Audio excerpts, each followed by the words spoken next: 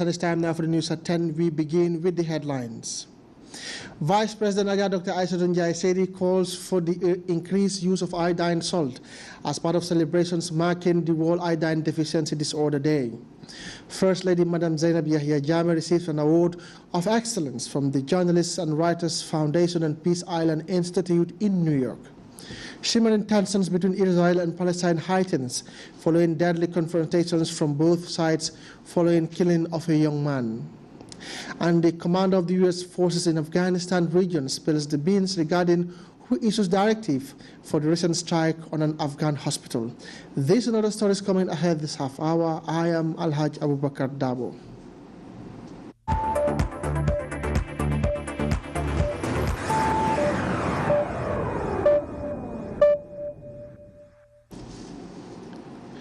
We thank you for joining us. October 5th is commemorated annually as World Iodine Deficiency Disorder Day, and as part of this year's celebrations, Her Excellency the Vice President and Minister of Women's Affairs and Chairperson of the National Nutrition Council, Dr. Aissatou Njie Seydi, Monday delivered a statement at State House with the theme, Use Iodine Salt When Cooking. Winifred Nicol has the rest of that story. Use iodine salt when cooking is the global theme for this year's commemoration of World Iodine Deficiency Disorders IDD Day. Her Excellency Vice President Aissatou Njie Seydi said goes out to emphasize the importance of iodine salt in fighting iodine deficiency in man. It is a well-known fact that iodine deficiency has a series of diverse effects and adverse indeed on the growth and development of people, and is also known to be the most common cause of preventable mental retardation in the world. During pregnancy and early infancy, iodine deficiency can lead to irreversible effects. Insufficient iodine intake by pregnant women may also cause cretinism, a condition characterized by severe mental retardation, stunted growth, and other physical and neurological abnormalities. Reasons that only highlights the importance of the need to have iodine in our daily meals. IDD also increases the risk of stillbirths, infant mortality and miscarriage in developing countries. It is estimated that about 38 million newborns every year are unprotected from the lifelong consequences of brain damage associated with iodine deficiency disorders. Some of these newborns can be our own sons and daughters. They can be our nieces and nephews, nephews of course, and they can be our grandchildren as well. It is therefore time to act to prevent these lifelong brain damages and build a strong intellectual foundation for the future. And as the world reflects on the importance of iodine, the good news is that the Gambia, under the leadership of President Jammeh, as the Vice President puts it, has made giant strides over the years in the prevention and control of iodine deficiency by promoting the availability and consumption of iodine. However, there is still need to redouble our efforts towards this endeavor in order to meet the universal salt iodization target, which is 90% of households consuming iodized salt. This will require concerted efforts for sure from all partners, especially the private sector, to invest in the local salt production industry. Suggesting ways to increase the availability of iodized salt in the country to curb iodine deficiency, Vice President Njie Seydi maintained that people engaged in the production and marketing of the substance should organize themselves into associations and work with the National Nutrition Agency. The presidential message on iodized salt ended with a plea for producers, distributors, traders, marketers, as well as consumers and enforcement officers to redouble their efforts in meeting the national target. Reporting for Grts News, I'm Winifred Nicol. Peace Islands Institute and Journalists and Writers Foundation in New York have conferred an award of excellence to the Gambia's First Lady Madam Zainab Yahya Jammeh. As we hear in this report by Ibrahim Balde, the award was in recognition of the pioneering work she has spearheaded in the country.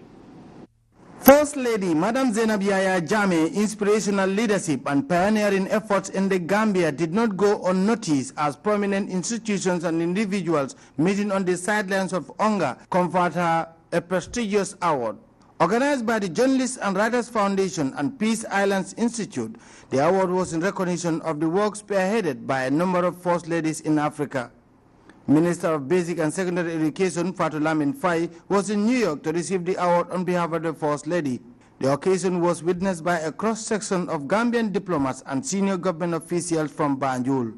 The reason why we are here was to come and deliver a statement on behalf of Her Excellency the First Lady and also receive an award. There were 3 awards yesterday. 2 were given. One was for Her Excellency the First Lady, Madam Zainab Yahya Jammeh. The other one was for the First Lady of Sierra Leone. And the award is the award of the First Lady's Award of Excellence. And this is in recognition of the work that Her Excellency is doing quietly in the Gambia.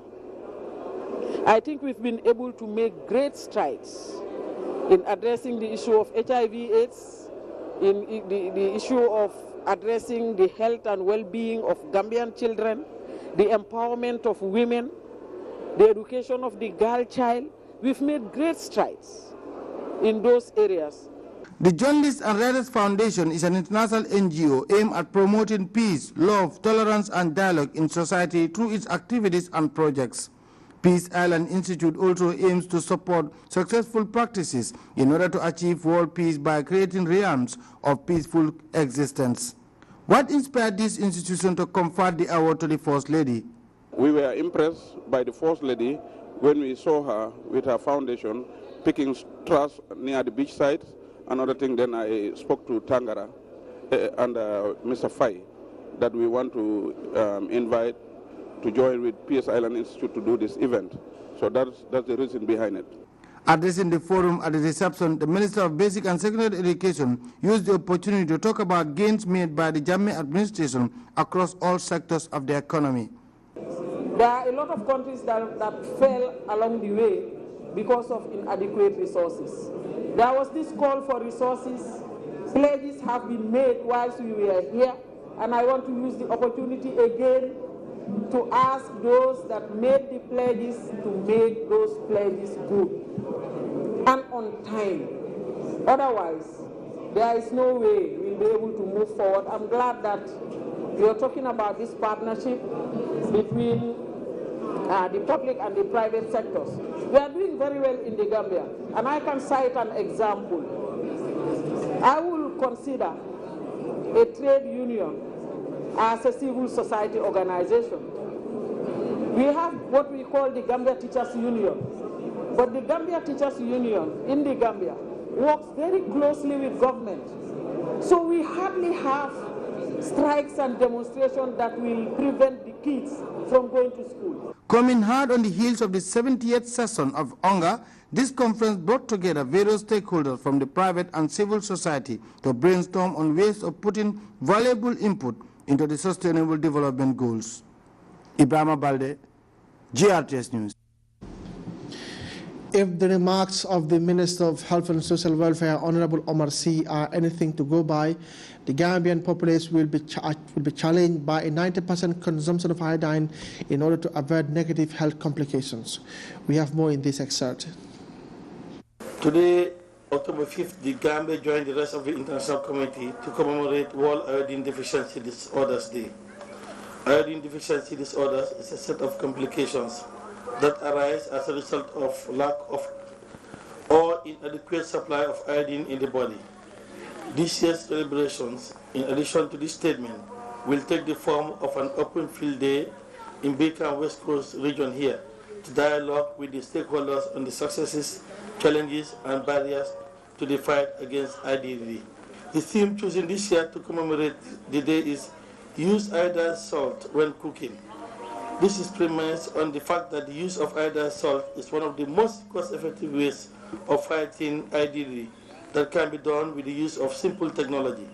Salt is consumed by everybody and is an ideal vehicle for transmitting iodine to the consumers, since the addition of iodine does not change the texture, taste, color, or appearance of the salt. The well-known fact that iodine deficiency has a series of diverse effects on the growth and development of people and is also known to be the most common cause of preventable mental retardation in the world. During pregnancy and early infancy, iodine deficiency can lead to irreversible effects. Disorders caused by insufficient iodine, especially during pregnancy, may cause cretinism, a condition characterized by severe mental retardation, stunted growth, delayed sexual maturation, and other physical and neurological abnormalities. Insufficient iodine may also reduce work productivity among adults and can contribute to the reduction of up to 15% IQ point. IDD also increases the risk of stillbirth, infant mortality, and miscarriage in developing countries. Health Minister Omar Said there addressing participants and stakeholders of the 2015 World Iodine Deficiency Disorder Day in Brikama. Details of that story will come in our subsequent news bulletin. The Ministry of Lands and Regional Government has issued a press release on the cessation of all drummings and operations of public address systems when the azan or call for prayer is made, and the text reads, "This is to inform the general public that an executive directive has been issued to the effect that when the azan, the call for prayer, is made, all drummings near mosques and the operation of public address system, PAS, and other musical systems, as well as masquerades near mosques, must stop immediately until after their respective prayer is completed. Regional governors and traditional rulers, together with security service personnel, are to ensure strict adherence and compliance with this directive," it ends. The Minister of Health and Social Welfare, Omar Sy, in another engagement on Monday, officially launched a campaign on the elimination of cataract blindness in the Gambia by 2018. The joint initiative between the Health Ministry and Help Me See Incorporation's New York is a lofty project aimed at eliminating cataract blindness by training specialists as well as partnering with existing eye surgeons to perform operations in their communities. Samuel Burr has the details. Help Me See is an ambitious global campaign to eliminate cataract blindness that started some years ago in the United States and other parts of the world. The global campaign has been officially launched in Banjul, with the Gambia ranking 9th on the global list of surgical partner institutions helping to put an end to the #1 cause of blindness. Their campaign is to eliminate cataract blindness, and the aim is to train cataract surgeons in a special procedure which is called manual small incision cataract surgery, in collaboration with our locally available human resource. That means that about 9,441 persons above the age of 50 years in the Gambia are blind. And of these, 5,872 of them,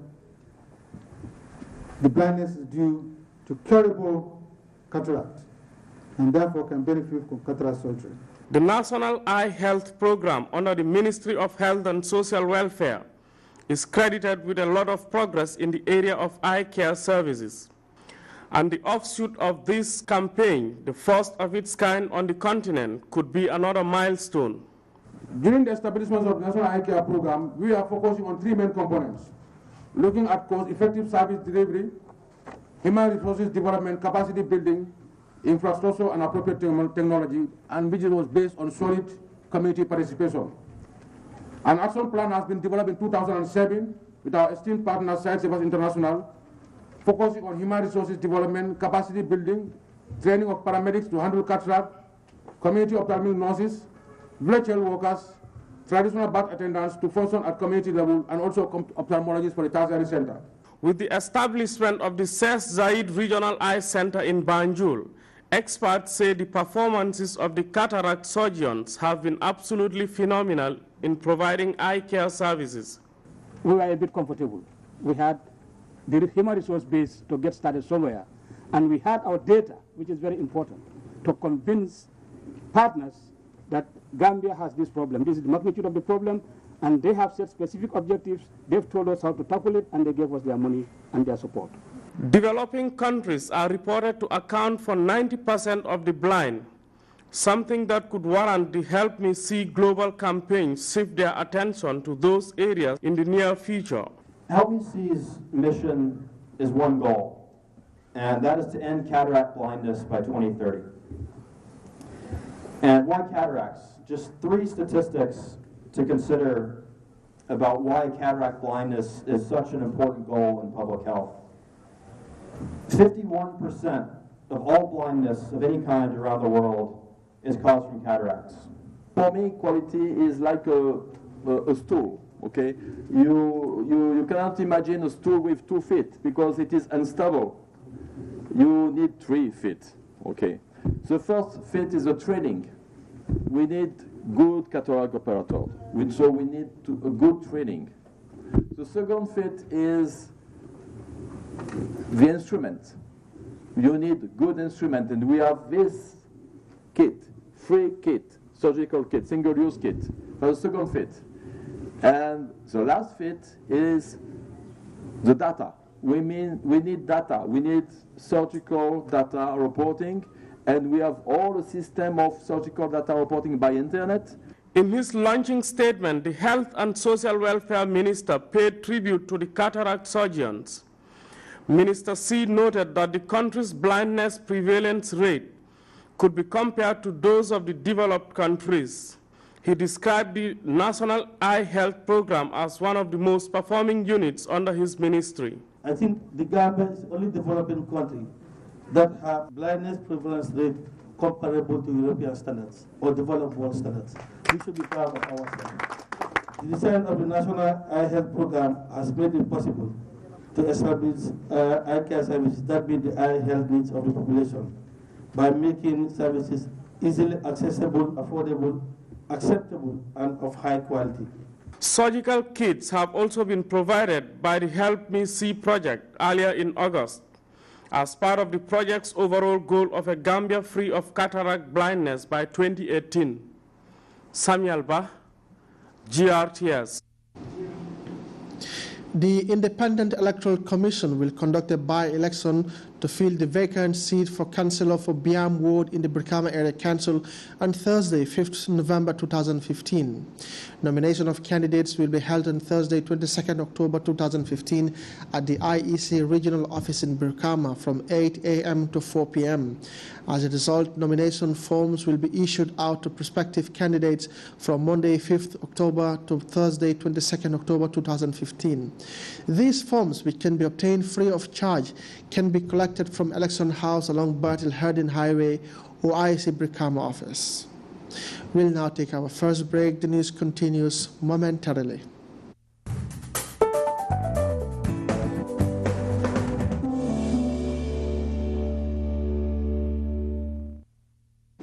Welcome back.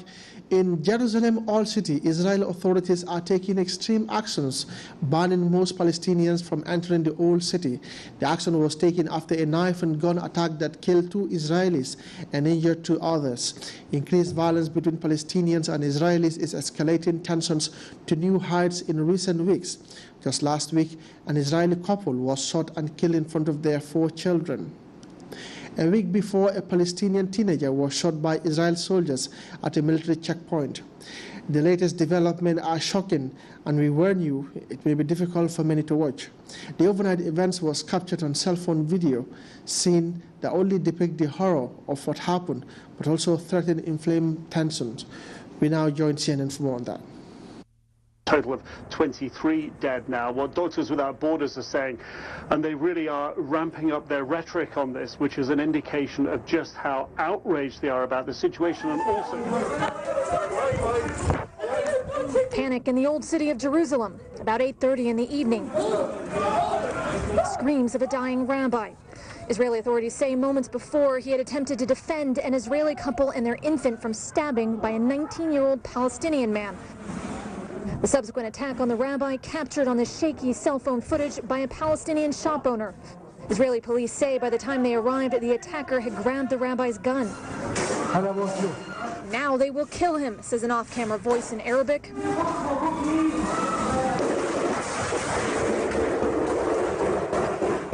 Shooting happens out of frame. Israeli police say when the teenager fired, police shot and killed him. He was later identified as Mohamed Halabi, a Palestinian from the West Bank. His last Facebook posting, "According to what I see, the third intifada has started," he wrote. The rabbi and the Israeli father died of their stab wounds. In that charged atmosphere, at 2 a.m., a group of far-right Israelis gather outside the Damascus gate of the Old City. People want revenge, they say. In Hebrew, a young boy shouts, "Death to Arabs." Then, 2 hours later, and a block away, another incident captured on Israeli cell phone footage. Another 19-year-old Palestinian man is seen running along a tram line outside the Old City,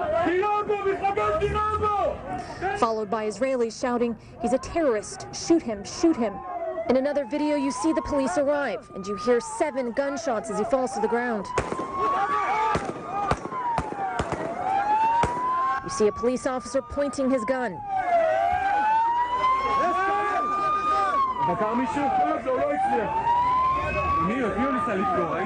Voices off camera ask, "Did he stab someone?" Someone answers, "No, he did not succeed."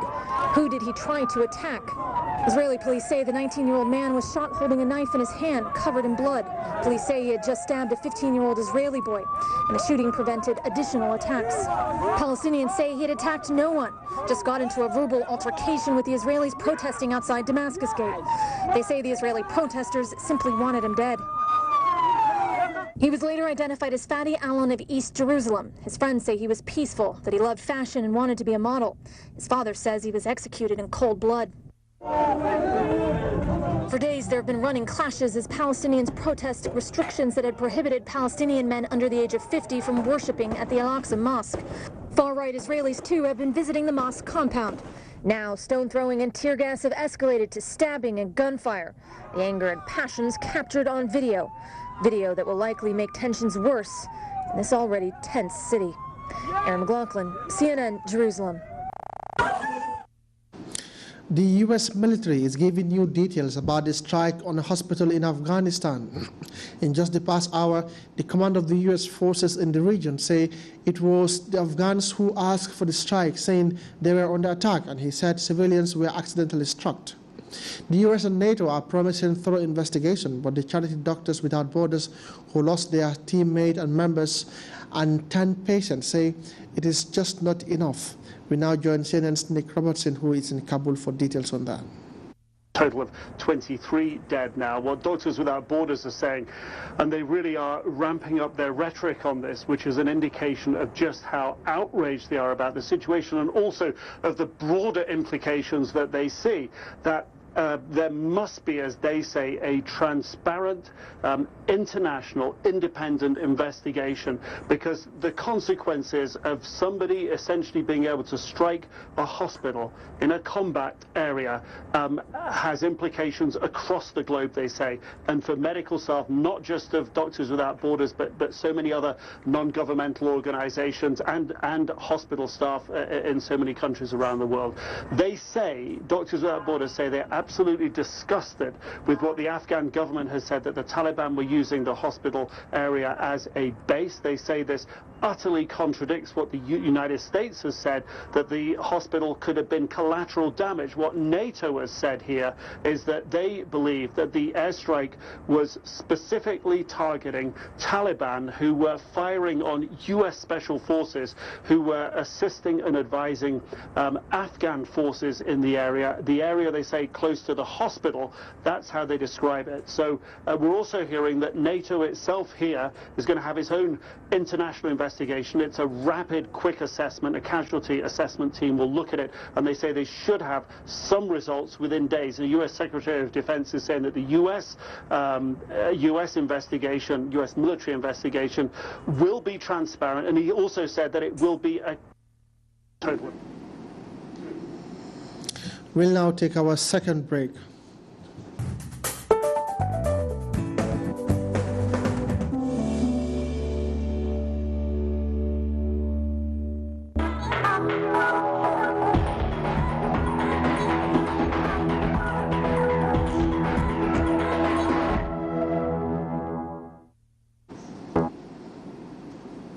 And over now to sports.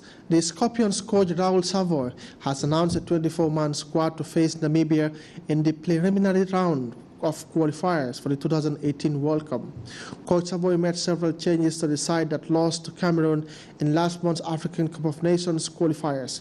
As we hear in this report by MS Jallo, there is one notable absentee in Savoy's team.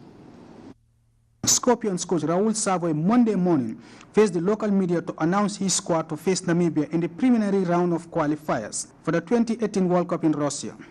The Scorpions will host the Brave Warriors at the Independence Stadium Friday 9th October. The Swiss-born coach who is searching for his first competitive win in charge of the Scorpions named a 24-man squad, making 6 changes to the side that lost at home to Cameroon. To work properly with 24 players during this league. That's the way. Otherwise, the other players are fully enrolled and they are going, as I said, is now that they are planning now to be this evening in Gambia to start the camp. So as you see, the balance is good. I think we have a good team and we are ready to fight and win this game and qualify for the next one. Among those coming in are 2 home-based players.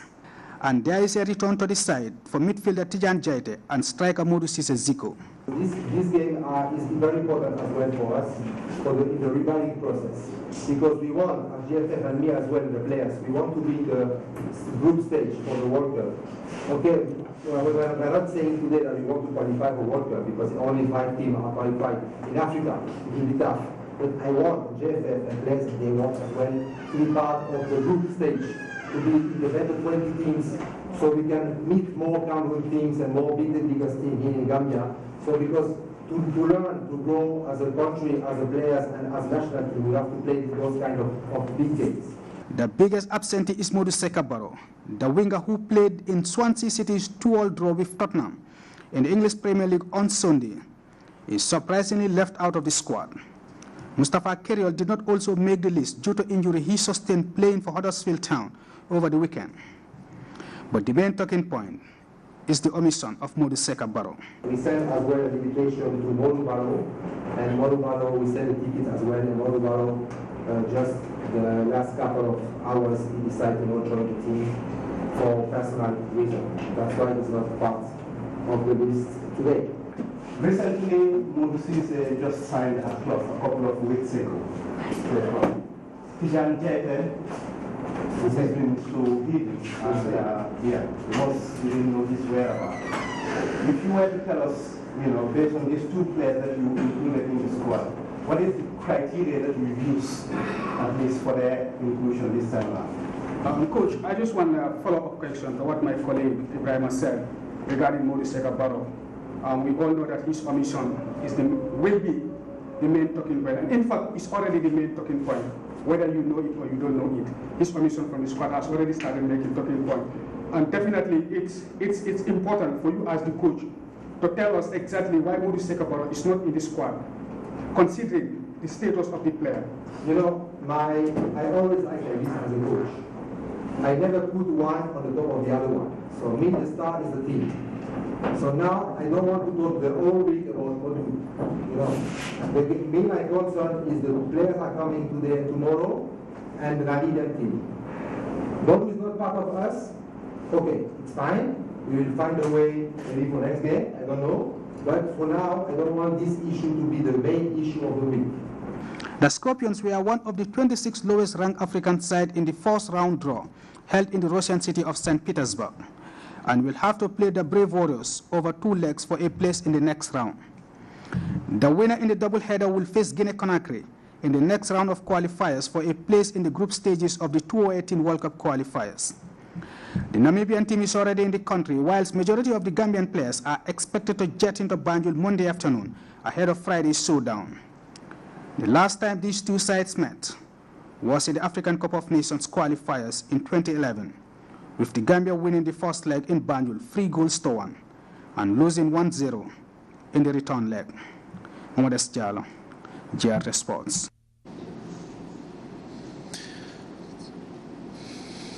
Best of luck to the boys. And before we take leave of you, a reminder of our headline-making stories. Vice President ALHAJI Dr. Aissatou Njie Saidi has called for the increased use of iodine salt as part of celebrations marking the World Iodine Deficiency Disorder Day. First Lady Madam Zainab Yahya Jammeh has received an award of excellence from the Journalists and Writers Foundation and Peace Island Institute in New York. Shimmering tensions between Israel and Palestine has been heightening following deadly confrontations from both sides following the killing of a young man. And the command of the U.S. force in Afghanistan region has spilled the beans regarding who issued directives for the recent strike on an Afghan hospital. That was all in this edition of the news. Thanks for the pleasure of your company. Stay tuned and enjoy GRTS.